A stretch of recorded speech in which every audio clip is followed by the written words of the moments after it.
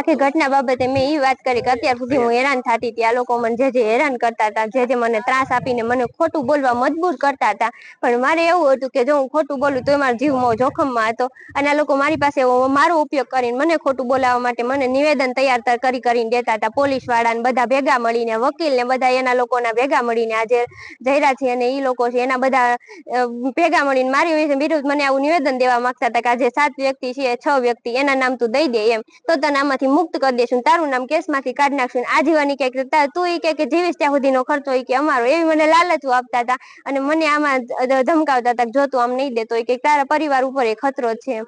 તો મેં કીધું કે વાંધો નહીં, તો હું આ નિવેદન દઈ દઈશ એમ. હું તૈયાર, ત્યારે મેં ના પાડેલી હતી કે હું નિવેદન દેવા તૈયાર થઈશ એમ, પણ હું કોઈના નામ નહીં લઉં, કે હું જે સાચું છે એ નિવેદન દઈશ હું કોર્ટ સમક્ષ, ખોટું નિવેદન હું નહીં દઉં. તો એને કીધું કે નહીં, એ રીતનું નિવેદન નથી દેવાનું. પછી એને મને હાથે તૈયાર કરીને નિવેદન દીધું અને એ નિવેદન મને દેવા માટે મજબૂર કરતા હતા. જયારે મેં નિવેદન અત્યારે ન આપ્યું અને મેં જે હકીકત હતી એ કોર્ટ સમક્ષ અત્યારે રજૂ કરી દીધી છે, તો હજી મારો પરિવાર છે એની ઉપર એટલો ખતરો છે કે આ લોકોની ગાડીઓ વારંવાર ત્યાં પોગી જાય છે અને હેરાન કરે છે એટલી હદે કે મારા પપ્પાને આ નથી જીવવા દેવાના, નથી અમારા પરિવારને જીવવા દેવાના. એનો એટલો ત્રાસ છે અમારી ઉપર.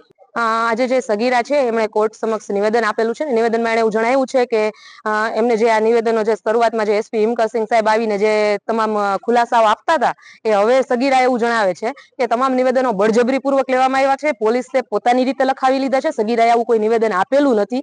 એની જે કંઈ પણ નિવેદનો લેવામાં આવ્યા છે ધાકધમકીથી લેવામાં આવ્યા છે ને આ બધાની પાછળ સગીરાના કહેવા પ્રમાણે જે આરોપ છે એ બધા જયરાજસિંહ અને ગણેશભાઈ જે છે એમના ઉપર છે અને એમના કહેવા પ્રમાણે પોલીસ ખાતામાં જ્યારે એમની પોલીસના જે સ્ટેશનમાં હતા ત્યારે પણ સતત ગણેશભાઈના ફોન આવતા હતા. પ્લસ આજે સગીરા છે એના ઘરે જયરાજસિંહની ગાડી એમને લેવા જતી હતી, મૂકવા જતી હતી. રિમાન્ડ હોમમાંથી જે એમના વકીલ છે ઇમરાનભાઈ ઇંગ્રોજા, એમણે પણ આ સગીરાને ધાક ધમકી એવી આપેલી હતી કે તું જયરાજસિંહ બાપુ કે એ પ્રમાણે નિવેદન આપી દે તો અમે તને આ કેસમાંથી કાઢી મૂકશું, એવી લાલચ આપી હતી, ધાક ધમકી આપી હતી, તારા પરિવારને ગામમાં નહીં રહેવા દઈએ, એ બધી ધાક ધમકી આપેલા હતા. ઘણા બધા જે ગંભીર આરોપ છે આ સગીરાએ લગાવેલા છે. એટલે અમારી ફરિયાદ હતી એ લિમિટેડ હતી, જે પૂજાબેનને જેટલું ખ્યાલ હતી એટલા પૂરતી હતી. એટલે હવે જે આ સગીરા છે એના તરફથી પણ અમે ફરિયાદ અલગથી દાખલ કરવાના છીએ. જે પીઆઈ એડી પરમાર છે એમના વિરુદ્ધ આક્ષેપ છે, ડીવાયએસપી છે કેજી ઝાલા એમના વિરુદ્ધ આક્ષેપ છે, ને બીજા ઘણા બધા પોલીસ અધિકારીઓ છે. એ ડિવિઝનના એક પોલીસ અધિકારી, મહિલા પોલીસ અધિકારી છે, ડીસીપી ઝોન 2 સાહેબ છે જે જગદીશ બાંગરવા, એમના વિરુદ્ધ આક્ષેપો છે ને. એ સિવાયના ઘણા એવા પોલીસ અધિકારીઓની સગીરા વાત કરી રહી છે કે જેને એ નામથી નથી ઓળખતી, પણ જો એ ઓળખે છે. એટલે આમાં સમજીને ચાલો તો 22 થી 23 પોલીસ અધિકારીઓના નામ ખુલે એમ છે.